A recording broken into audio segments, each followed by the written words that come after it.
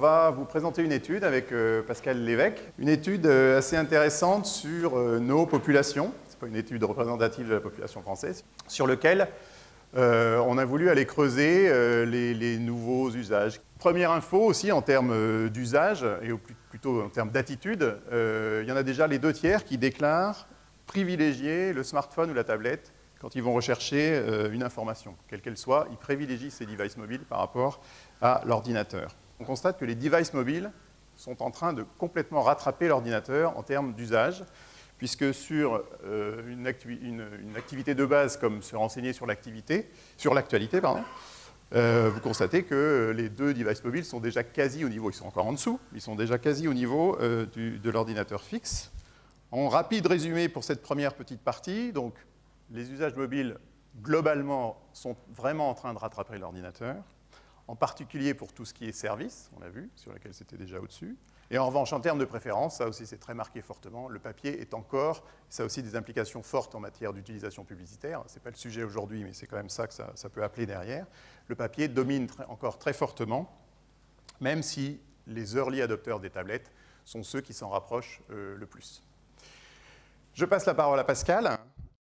La fiabilité du print va créer de la confiance, valeur qui sera transmise aux marques présentes. L'utilité de l'ordinateur va créer de la curiosité. L'immédiateté du smartphone, de l'impatience. Un petit peu de frustration peut créer certains désirs. Et la modernité de la tablette crée de la satisfaction. L'objectif des marques, c'est maintenant de savoir comment optimiser leur synchronisation et la synchronisation des contenus par canal. On voit bien que le journal de 20 heures, qui était le point cardinal de toute stratégie de communication au XXe siècle, aujourd'hui est plutôt un point final dans cette stratégie de communication. Quand on regarde les choses il y a 20 ou 30 ans, il y avait une espèce de répartition des rôles entre chaque média. Vous aviez d'abord les hebdos qui faisaient beaucoup d'investigations. Vous aviez les quotidiens qui pendant très longtemps donnaient les faits et puis se sont également mis à l'investigation. Et puis vous aviez les médias chauds, c'est-à-dire les radios et les télévisions. Et ce qui se passe aujourd'hui, c'est que finalement tout le monde se met à faire de l'information chaude. C'est-à-dire que tout le monde se met à faire de l'information permanente. Ce qui fait la différence finalement entre les uns et les autres, c'est la capacité finalement à avoir une puissance d'enquête suffisante pour d'abord vérifier très rapidement les informations et puis donner un sens à tout ça.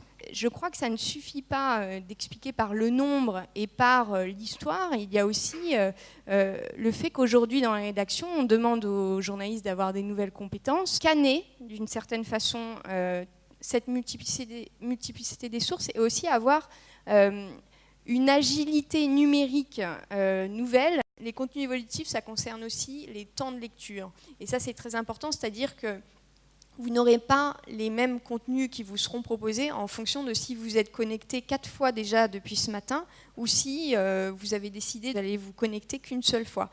Ces 2 personnes n'ont pas besoin de savoir les mêmes choses. D'ailleurs, vous êtes bien placé au Figaro puisque vous avez une de vos journalistes qui est partie outre-Atlantique pour travailler sur ces sujets qui s'appelle Marie-Catherine Beuth. Il y a aussi un autre format dont j'avais envie de vous parler, elle appelle ça le long format.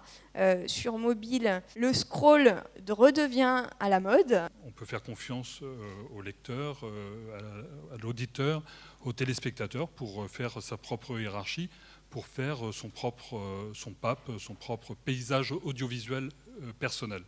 Et c'est pour ça que je pense qu'on est dans un mixte face à des gens qui nous disent que les journaux vont disparaître à l'horizon 2040. Pas du tout. Je pense qu'on est vraiment on n'est pas du tout à la fin de l'histoire et qu'on garde des marques fortes avant tout pour porter l'information. On est plus aujourd'hui dans un système où on singe ce qui existe que dans un système où on invente une nouvelle grammaire vidéo. Bon. On a à inventer une véritable grammaire audiovisuelle. Il y a des choses sur lesquelles on travaille et auxquelles on croit pas mal. C'est notamment de marier la vidéo avec le PDF, où on soit capable de créer des contenus qui viennent au fond en appui de l'écrit. L'autre priorité, c'est d'arriver à fusionner les rédactions d'une façon intégrale. On aura une rédaction totalement intégrée avec des journalistes qui feront indifféremment du web et du print.